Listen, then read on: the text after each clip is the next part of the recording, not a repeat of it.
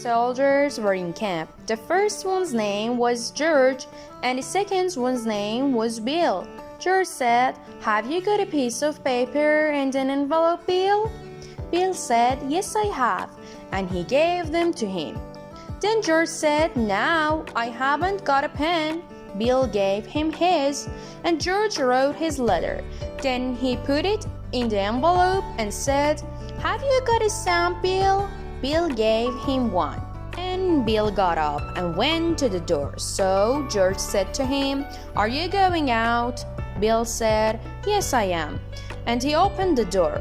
George said, "Please put my letter in the box in the office." And he stopped. "What do you want now?" Bill said to him. George looked at the envelope of his letter and answered, "What's your girlfriend's address?"